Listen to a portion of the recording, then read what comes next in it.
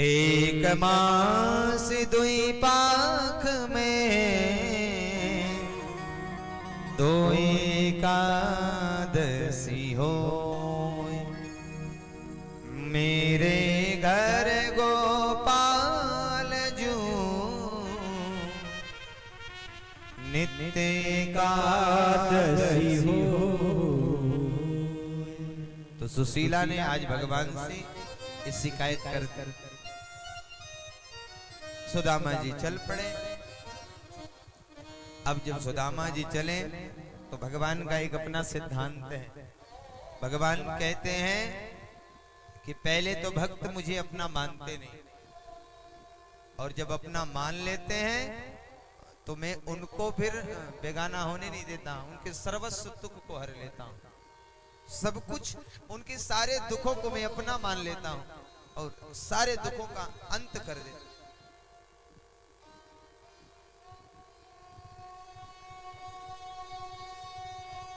भगवान कहते हैं कि कोई मेरी राह में आना नहीं चाहता,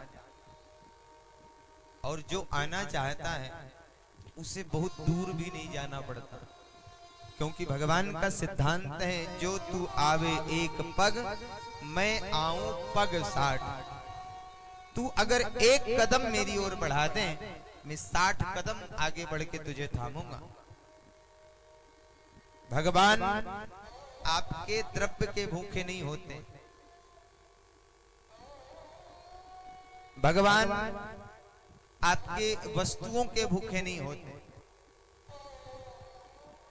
भगवान आपके स्वरूप के दर्शन के भूखे नहीं होते।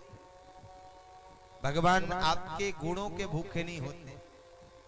भगवान आपके ज्ञान के भूखे नहीं होते। उन्हें ज्ञान की अपेक्षा नहीं, गुण की अपेक्षा नहीं। भगवान केवल भाव के भूखे होते, और भाव से जो भगवान को मिले भगवान उसी में संतुष्ट हो जाओ। पहले हम आप भाव तो बनाए।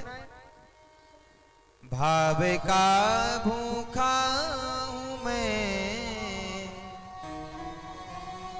भाव ही एक सार है।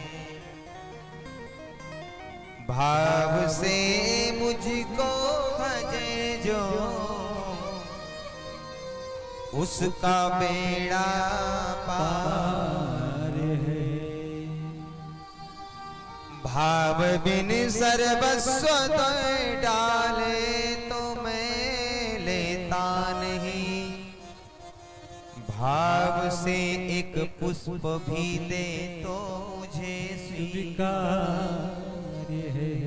भगवान कहते हैं मुझे भाव से कोई सर्वस्व दे दे मैं उससे संतुष्ट नहीं होता। भाव बिन सर्वस्व दे डाले तो मैं लेता नहीं। ध्यान रहे, आप पूजा करने बैठे और पंडित जी ने पूजा कराना शुरू किया। आप षोडशोपचार, दशोपचार, पंचोपचार, विधोपचार खूब पूजा की, लेकिन भाव आपके मन में एक ही बात बैठी है कि अरे पंडित जी जो कराते हैं सब ढकोसला होता है, कुछ सब किया धरा पानी हो गया महाराज।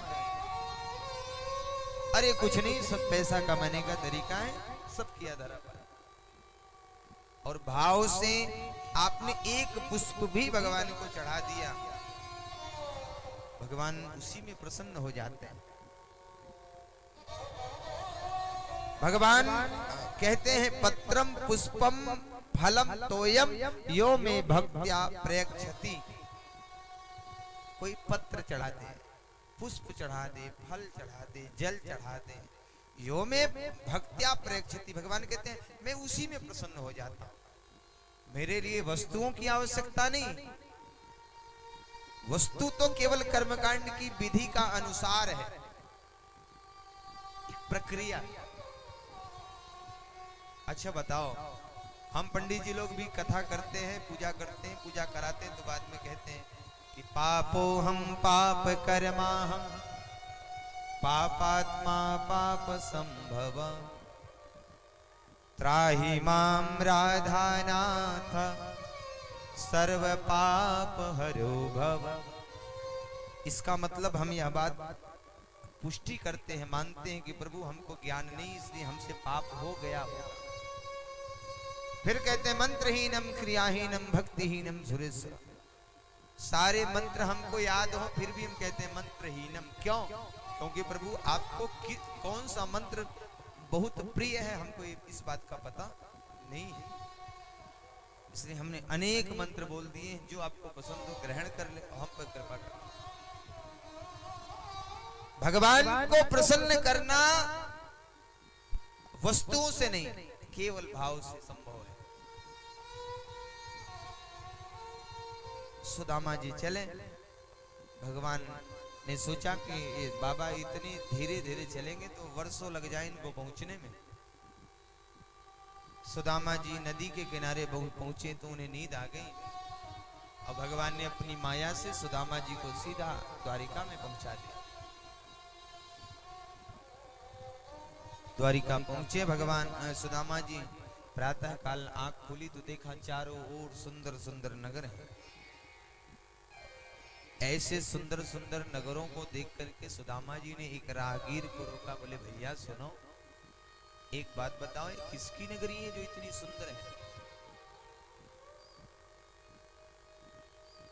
राहगीर ने कहा महाराज, इस नगरी को द्वारिका कहते हैं, और इस नगरी के राजा श्री श्री 1008 परम पूज्य श्री अनंत श्री विभूषित श्री कृष्णचंद्र भगवान की द्वारिका।